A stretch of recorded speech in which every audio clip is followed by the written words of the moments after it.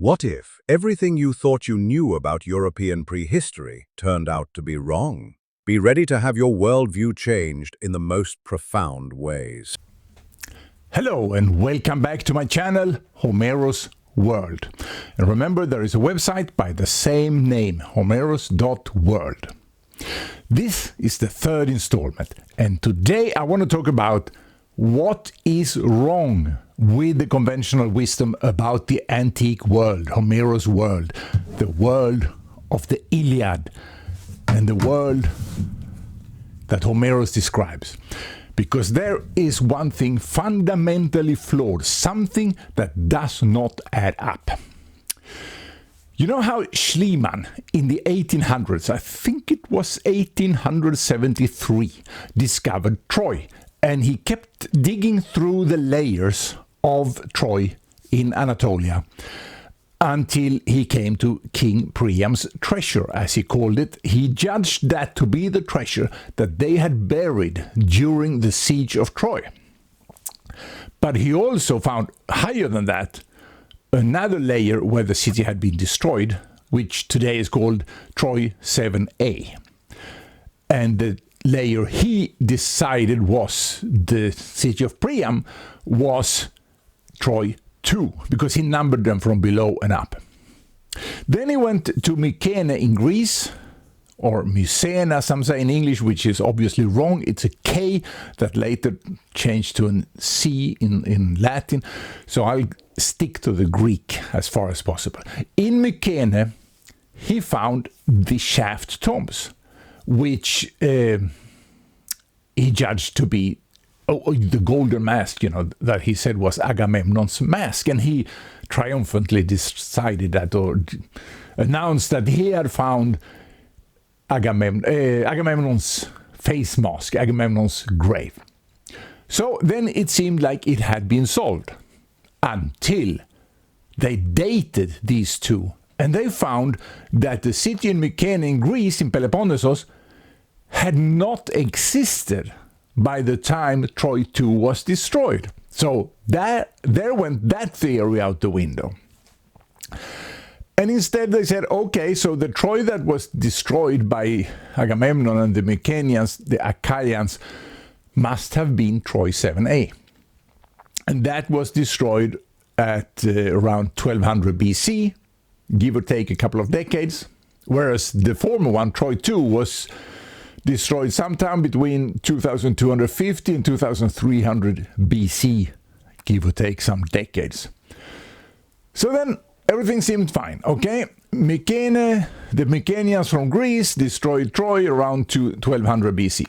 The problem is now with this, that must have been taking place as part of the late Bronze Age collapse, when all the old cultures in that part of the world, except Egypt, collapsed.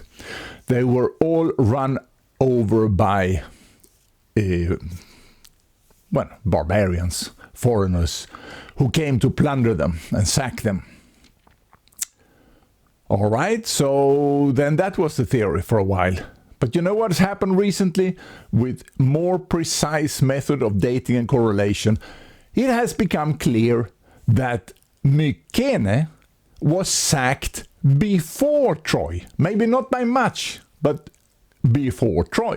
And we all know from the Iliad that the people who sacked Troy, Agamemnon, went back, and when he came back to the shore, his wife Clytemnestra was waiting for him with a bath, and her lover killed Agamemnon in the bath. So that is impossible if Mycenae had been sacked before Troy. So therefore we are again in a situation where things just don't add up. And there are many other things that don't add up. So whatever you think you know, it's probably wrong. I'm going to present a new hypothesis, and that is why I started this channel. I'm writing on the book, and it will hopefully come out before Christmas. So I invite you to subscribe to this channel so that you can be informed when news comes out. And also, I'd like to remind you, if you didn't know, that I wrote a book about Atlantis in 2004. It's on sale on Amazon still. And the findings that I will present now will eventually support this conclusion from 2004. The reason it's taken so long is because it's basically a paradigm shift that is needed. Everything, virtually, that we think we know about European and Middle Eastern prehistory has to be re-evaluated.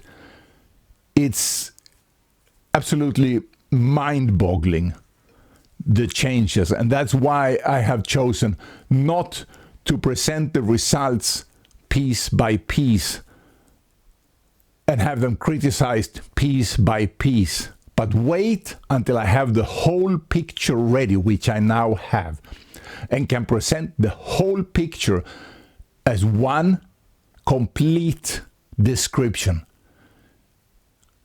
A whole paradigm shift, presenting a completely new model of European prehistory.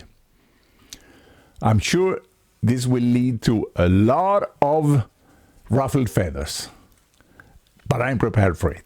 So if you are prepared for it, give a like on this video, follow the channel, and wait for the big reveal. Over and out.